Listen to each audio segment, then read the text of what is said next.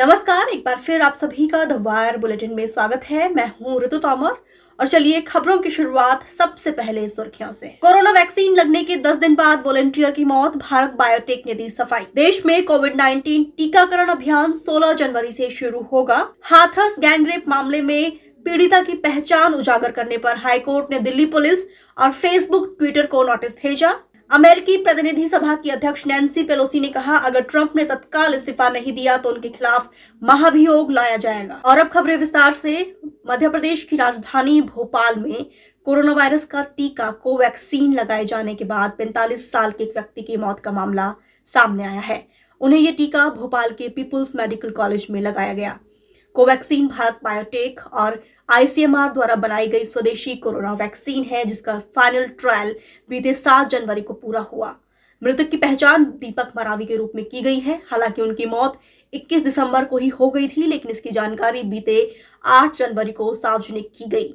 बता दें कि दीपक अपने घर पर मृत पाए गए थे। अगले दिन उनके शव का पोस्टमार्टम हुआ और शुरुआती रिपोर्ट में उनके शरीर में जहर मिलने की पुष्टि हुई है।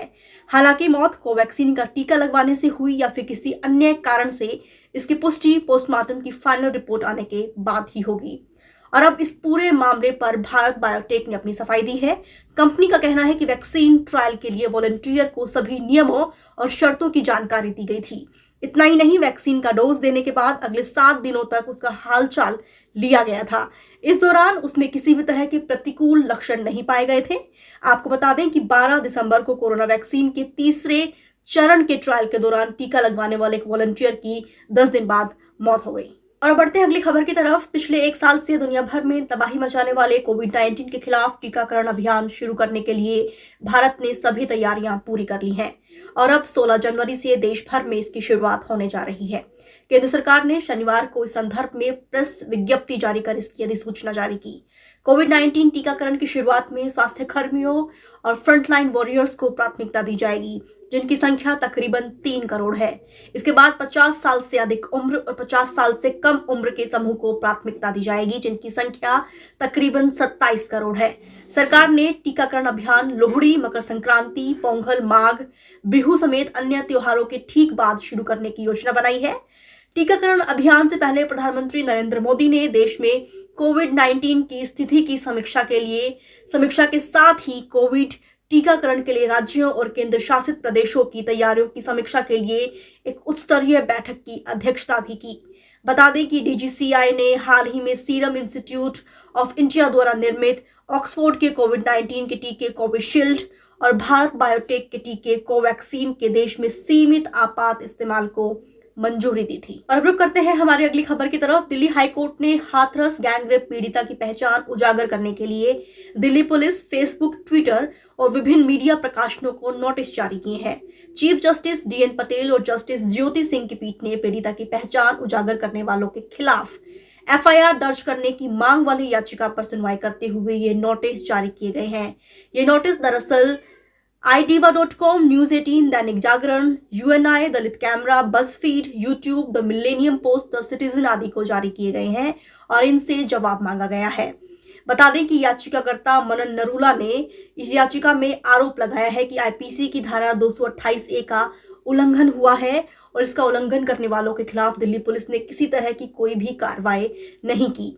बता दें कि याचिका के जरिए दिल्ली सरकार को निर्देश देने का अनुरोध किया गया है कि वो सोशल मीडिया मंचों और मीडिया संस्थानों से ऐसी कोई भी सामग्री, खबर, सोशल मीडिया पोस्ट या फिर ऐसी कोई भी सूचना हटाने को कहे जिनमें हाथरस सामूहिक बलात्कार पीड़िता या फिर इस तरह के अन्य मामलों की पीड़िताओं की पहचान का पूरा ब्यौरा शामिल है। और अब बुलेटिन की आखिरी खबर। अमेरिकी प्रतिनिधि सभा की अध्यक्ष नैन्सी पेलोसी का कहना है कि अगर राष्ट्रपति डोनाल्ड ट्रंप भीड़ को कैपिटल इमारत में घुसने के लिए भड़काने के मामले में तत्काल पद से इस्तीफा नहीं देते हैं तो सदन उन्हें हटाने के लिए महाभियोग लाने संबंधी प्रक्रिया के साथ आगे बढ़ेगी।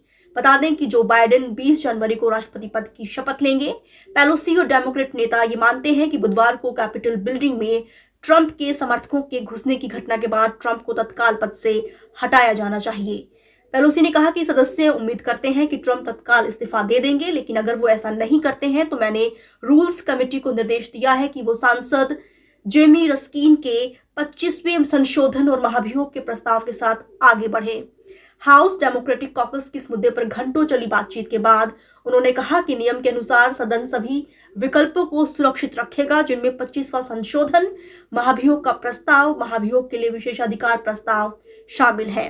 बता दें कि कई सांसदों ने भी ट्रंप के खिलाफ एक तरीके से महाभियोग लाए जाने के प्रस्ताव का समर्थन किया है। भारतीय अमेरिकी सांसद प्रमिला जयपाल ने कहा है कि महाभियोग प्रक्रिया तत्काल शुरू कर देनी चाहिए। वहीं पर सांसद कहेली का कहना है कि वो ट्रंप को राष्ट्रपति पद से हटाने का पूरी तरीके से समर्थन करते हैं। आज बुलेटिन में सिर्फ इतना ही। देश दुनिया की तमाम खबरों के लिए आप द वायर की हिंदी, अंग्रेजी, उर्दू और मराठी वेबसाइट से जुड़े रहें। तब तक के लिए शुक्रिया, नमस्कार। द वायर के और वीडियोस देखने के लिए सब्सक्राइब करें और बेल आइकन पर क्लिक करें। स्वतंत्र पत्रकारिता की आर्थिक मदद करने के लिए डिस्क्रिप्शन में दिए गए लिंक पर जाएं और अपनी राशि चुनें।